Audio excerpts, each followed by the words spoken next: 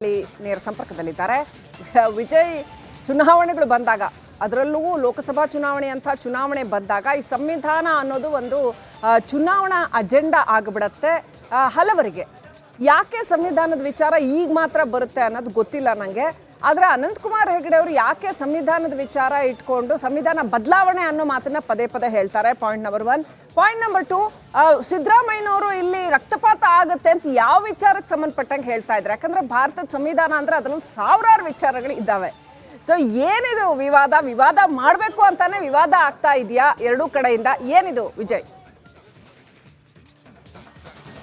ಶ್ರೀಲಕ್ಷ್ಮಿ, ಸಂಸದ ಬಿಜೆಪಿ ಸಂಸದ ಅನಂತಕುಮಾರ್ ಹೆಗಡೆ ನಾಲಿಗೆ ಅರಿಬಿಟ್ಟಿರೋದೇನಿದೆ ಅದು ಖುದ್ದು ಬಿಜೆಪಿ ಕೂಡ ಅದನ್ನು ಸಮರ್ಥನೆ ಮಾಡಿಕೊಳ್ಳಲಾಗದಂತಹ ಇಕ್ಕಟ್ಟಿನ ಪರಿಸ್ಥಿತಿಗೆ ಸಂಸದ ಅನಂತಕುಮಾರ್ ಹೆಗಡೆ ತಂದಿಟ್ಟಿರುವಂಥದ್ದು. ಖುದ್ದು ಬಿಜೆಪಿಯೇ ಇದಕ್ಕೂ ನಮಗೂ ಸಂಬಂಧ ಇಲ್ಲ ಅಂತ ಹೇಳಿರುವಂಥದ್ದು, ನೋಟಿಸ್ ಕೊಡುವ ಮಟ್ಟಕ್ಕೆ ಹೋಗಿರುವಂಥದ್ದು. ಈಗ ಇದೇ ವಿಚಾರ ಅಂದರೆ ಈ ಹಿಂದೆ ಕಾಂಗ್ರೆಸ್ ಮಾಡಿದಂಥ ಒಂದಷ್ಟು ಎಡವಟ್ಟುಗಳ ಹಿನ್ನೆಲೆಯಲ್ಲಿ ಬಿಜೆಪಿಗೆ ರಾಜಕೀಯ ಅಸ್ತ್ರವನ್ನಾಗಿ ಒಂದಷ್ಟು ವಿಚಾರಗಳು ಕೂಡ ಸಿಕ್ಕಿತ್ತು. ಅದು ಪಾಕಿಸ್ತಾನ ಜಿಂದಾಬಾದ್ ಕೂಗಿದ ಪ್ರಕರಣ ಇರ್ಬೋದು, ಅದೇ ರೀತಿ ಇತ್ತೀಚೆಗೆ ನಡೆದಂಥ ಒಂದಷ್ಟು ಕಾಂಗ್ರೆಸ್ನವರ ಹೇಳಿಕೆಗಳೇನಿದೆ ಅದು ಬಿಜೆಪಿಗೆ ದೊಡ್ಡ ರಾಜಕೀಯ ಅಸ್ತ್ರವನ್ನಾಗಿ ಸಿಕ್ಕಿತ್ತು. ಈಗ ಬದಲಾದ ಪರಿಸ್ಥಿತಿಯಲ್ಲಿ ಸಂಸದ ಅನಂತಕುಮಾರ್ ಕೊಟ್ಟಂತ ಒಂದು ಹೇಳಿಕೆ ಏನಿದೆ ಅದು ಯಾರು ಒಪ್ಪಕ್ಕೆ ಸಾಧ್ಯ ಇಲ್ಲ. ಸಂವಿಧಾನ ಬದಲಾವಣೆ ಏನಿದೆ ಅದು ಒಂದು ರೀತಿಯಲ್ಲಿ ದುಬಾರಿ ಮಾತನ್ನ ಹೇಳಿರುವಂಥದ್ದು, ಪಕ್ಷಕ್ಕೆ ಡ್ಯಾಮೇಜ್ ಆಗುವ ರೀತಿಯಲ್ಲಿ ಕೂಡ ಹೇಳಿಕೆಯನ್ನು ಕೊಟ್ಟಿರುವಂಥದ್ದು. ಈಗ ಇದೇ ವಿಚಾರಕ್ಕೆ ಸಂಬಂಧಪಟ್ಟಂತೆ ಮುಖ್ಯಮಂತ್ರಿ ಸಿದ್ದರಾಮಯ್ಯ ಈ ಬಗ್ಗೆ ಪ್ರಶ್ನೆ ಮಾಡಿದಾಗ ಸಂವಿಧಾನ ಬದಲಾವಣೆ ಒಂದು ವೇಳೆ ಏನಾದರೂ ಕೂಡ ಮಾಡಕ್ಕೆ ಹೋದರೆ ರಕ್ತಪಾತ ಆಗುತ್ತೆ ಅಂತ ನೇರವಾಗಿ ಎಚ್ಚರಿಕೆಯನ್ನು ಕೊಟ್ಟಿರುವಂಥದ್ದು. ಜೊತೆಗೆ ಒಂದು ಗಂಭೀರ ಆರೋಪವನ್ನು ಮಾಡಿರುವಂಥದ್ದು, ಬಿಜೆಪಿಯ ಹಿರಿಯ ನಾಯಕರು ಸಂಸದ ಅನಂತಕುಮಾರ್ ಹೆಗಡೆ ಮೂಲಕ ಈ ಹೇಳಿಕೆಯನ್ನು ಕೊಡಿಸ್ತಾ ಇದ್ದಾರೆ ಅಂತ ಹೇಳುವ ಮೂಲಕ ಸಂಪೂರ್ಣವಾಗಿ ಈ ವಿಚಾರವನ್ನು ಅಂದರೆ ಸಂವಿಧಾನ ಬದಲಾವಣೆ ಅಂತ ಏನು ಅನಂತಕುಮಾರ್ ಹೆಗಡೆ ಹೇಳ್ತಾ ಇದ್ದಾರೆ, ಸಂಪೂರ್ಣವಾಗಿ ಆ ವಿಚಾರವನ್ನು ಬಿಜೆಪಿಯ ಹಿರಿಯ ನಾಯಕರಿಗೆ ಅದು ತಿರುಗಿಸಿರುವಂಥದ್ದು. ಅಂದರೆ ಒಟ್ಟಾರೆಯಾಗಿ ಅನಂತಕುಮಾರ್ ಹೆಗಡೆ ಹೇಳಿಕೆ ಬಿಜೆಪಿಗೆ ದೊಡ್ಡ ಒಂದು ರೀತಿಯಲ್ಲಿ ಬಿಸಿ ತುಪ್ಪ ಆಗಿರುವಂಥದ್ದು. ಜೊತೆಗೆ ಅದು ಪಕ್ಷದ ಮೇಲೆ ಸಾಕಷ್ಟು ಕೂಡ ಡ್ಯಾಮೇಜ್ ಆಗುವಂಥದ್ದು. ಯಾಕಂದರೆ ಈಗ ಲೋಕಸಭಾ ಚುನಾವಣೆ ಸಮೀಪದಲ್ಲಿರುವಂಥದ್ದು. ಇಂಥ ಸಂದರ್ಭದಲ್ಲಿ ಈ ಹೇಳಿಕೆ ಕೊಟ್ಟಿರುವುದೇನಿದೆ ಅದು ದೊಡ್ಡ ಪರಿಣಾಮ ಬೀರುವಂಥ ಸಾಧ್ಯತೆ ಇರುವಂಥದ್ದು. ಕಾಂಗ್ರೆಸ್ ಇದೇ ವಿಚಾರವನ್ನು ಚುನಾವಣಾ ಪ್ರಚಾರ ಸಂದರ್ಭದಲ್ಲಿ ಇಡೀ ದೇಶಾದ್ಯಂತ ಅನಂತಕುಮಾರ್ ಹೆಗಡೆ ಹೇಳಿಕೆಯನ್ನು ಪ್ರಸ್ತಾಪ ಮಾಡುವಂಥ ಸಾಧ್ಯತೆ ಇರುವಂಥದ್ದು. Srilakshmi, thank you Vijay ಡೀಟೇಲ್ಸ್ಗಾಗಿ.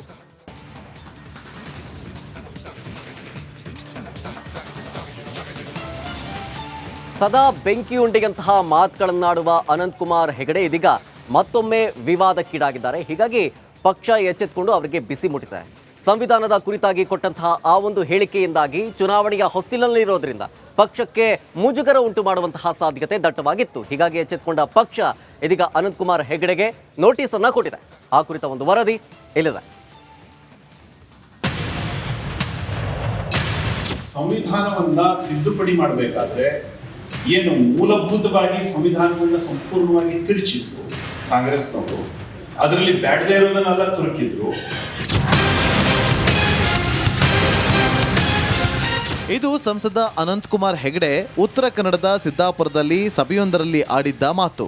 ಸಂವಿಧಾನ ಬದಲಾವಣೆಯ ಕುರಿತು ಈ ಹಿಂದೆಯೂ ಮಾತನಾಡಿ ಭಾರೀ ವಿವಾದಕ್ಕೆ ಗುರಿಯಾಗಿದ್ದ ಹೆಗಡೆ ಈಗ ಮತ್ತದೇ ವಿಚಾರದಲ್ಲಿ ಪಕ್ಷಕ್ಕೆ ಇರಿಸು ಮುರಿಸುಗೆ ಕಾರಣರಾಗಿದ್ದಾರೆ.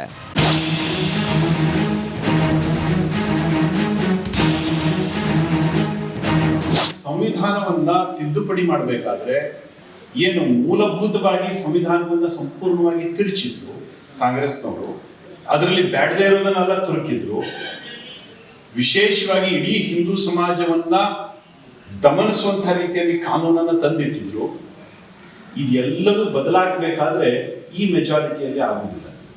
ಲೋಕಸಭೆಯಲ್ಲಿ ಕಾಂಗ್ರೆಸ್ ಇಲ್ಲ, ಲೋಕಸಭೆಯಲ್ಲಿ ಮೋದಿ ಅವರು 2/3 ಮೆಜಾರಿಟಿ ಬಂದಿದ್ದಾರೆ, ಮಾಡ್ಲಿ ಅಂತ ಬಿಟ್ರೆ ಮಾಡ್ಲಿಕ್ಕೆ ಆಗುದಿಲ್ಲ.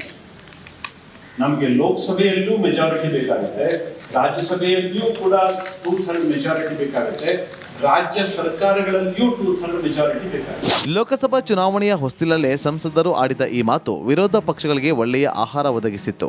ಅಷ್ಟರಲ್ಲೇ ಎಚ್ಚೆತ್ತ ಬಿಜೆಪಿ ಹೆಗಡೆ ಅವರ ಮಾತುಗಳಿಂದ ಅಂತರ ಕಾಯ್ದುಕೊಂಡಿತ್ತು. ಅದು ಅವರ ವೈಯಕ್ತಿಕ ಹೇಳಿಕೆ ಅಂತ ವಿವಾದ ತಣ್ಣಗಾಗಿಸಲು ಯತ್ನಿಸಿತ್ತು.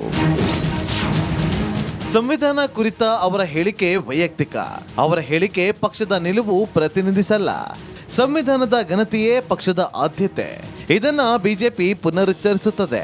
ಹೇಳಿಕೆ ಬಗ್ಗೆ ಕಾರಣ ಕೇಳಲಾಗುವುದು. ಹೀಗೆ ತನ್ನ ಎಕ್ಸ್ ಖಾತೆಯಲ್ಲಿ ಪೋಸ್ಟ್ ಮಾಡಿದ ಬಿಜೆಪಿ ಬೀಸೋ ದೋಣೆಯಿಂದ ತಪ್ಪಿಸಿಕೊಳ್ಳಲು ಯತ್ನಿಸಿದೆ.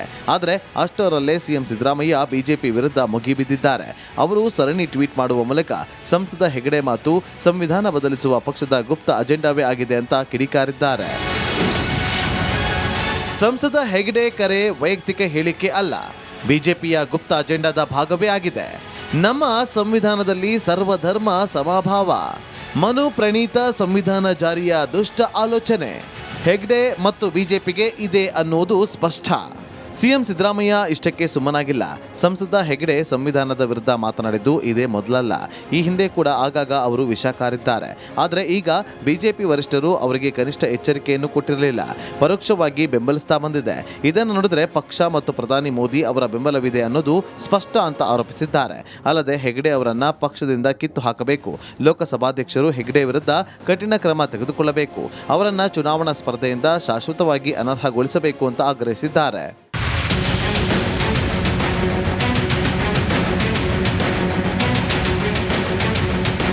ಕಾರವಾರ ಟಿಕೆಟ್ ಸಿಗುವ ನಿರೀಕ್ಷೆಯಲ್ಲಿರುವ ಅನಂತಕುಮಾರ್ ಹೆಗಡೆ ಅವರ ಮಾತಿನ ವಿವಾದ ಈಗ ಅವರನ್ನ ಸುತ್ತುವರೆದಿದೆ.